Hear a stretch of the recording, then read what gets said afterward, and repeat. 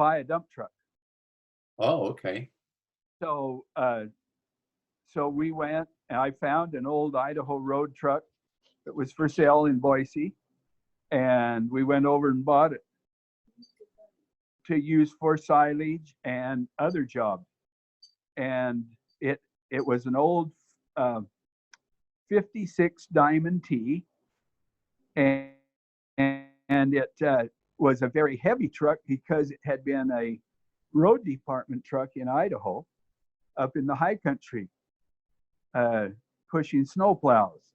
Okay. And so I built racks on that 4-yard gravel bed, and it would hold more than our chuck wagon. So when it came to silage time, why, we had the chuck wagon and the truck, and harvest went pretty slick. Okay. And so that was what we purchased in 74. I'm losing And- your picture again, so. Oh, sorry, I'm not even paying attention. And so then that gave me my first mechanicking opportunity, because the last load of silage that year that I drove up on top of the pit and dumped with it, the rear end went out. Oh, really? We had to pull it off the pit. And so I spent the next little while rebuilding the rear axle. Okay. And so then the next year, 1975 comes, and we did everything that was needed. The fun stuff, digging corrugates and irrigating and milking cows and everything. And during the summer, well, I started looking for a used combine. Okay. And so we found a used combine in Nampa, and it would have been about a 50, would have been a late 50 model John Deere 45, which is the smallest combine John Deere made at that time. All right. And so we looked at it, we decided to buy it, and so to save money, well, I thought, well, I'll drive it home. So that combine would go 9 miles per hour if you were going downhill and had a wind behind you. And so I drove it home from, it was actually on the east side of Caldwell that I bought it, on the Nampa Caldwell Boulevard, closest to Nampa. And so I drove it home, and I stayed on the 2-way highway because, you know, there's a lot of freeway that was built by then. And Sue had drove me over there that morning, and then she went to her folks in Parma with the kids and waited, and I drove to their house, and then I stopped for a few minutes and started heading over this way.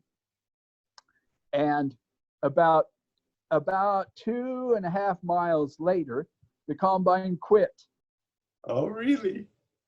And it quit just as I was in front of Rodney Jorgensen's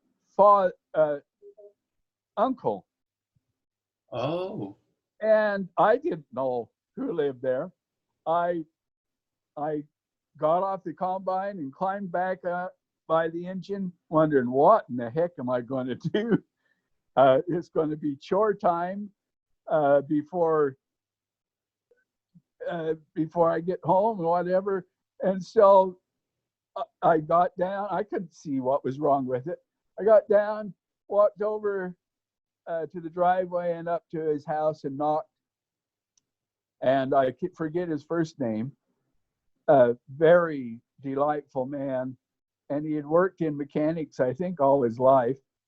And I said, I've got a problem. I explained it to him. He climbed up.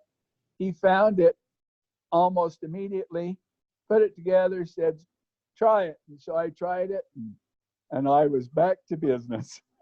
Wow. And I thanked him. I said, what We're do I owe losing you? you again. Okay.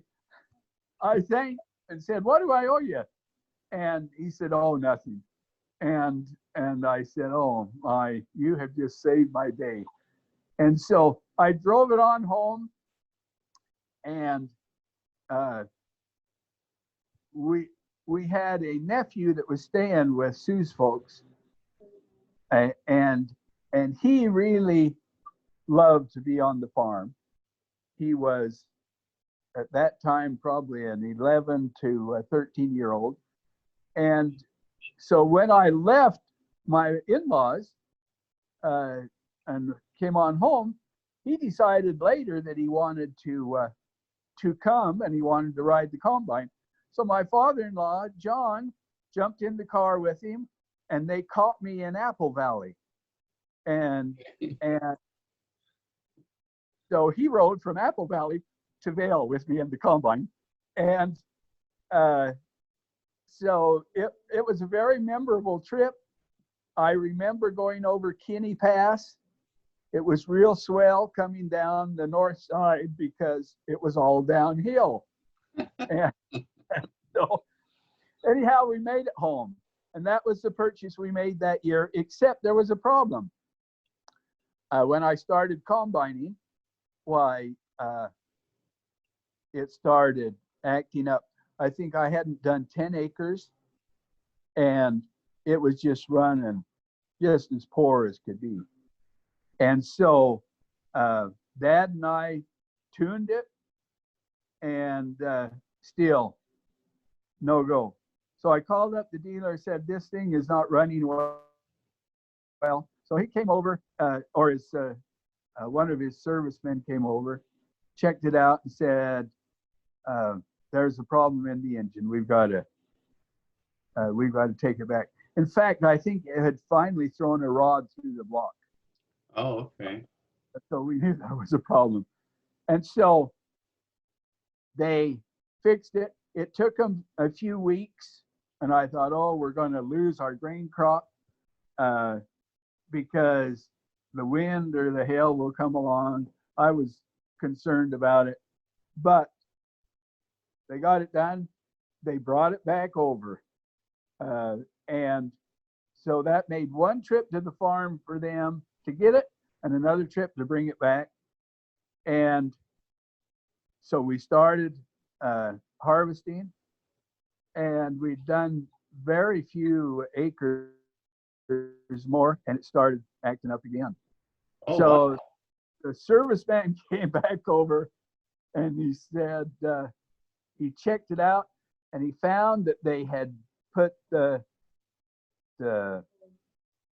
head on, or not the head, the rocker arm assembly on backwards, and it only had one oiling hole, and so it wore that out.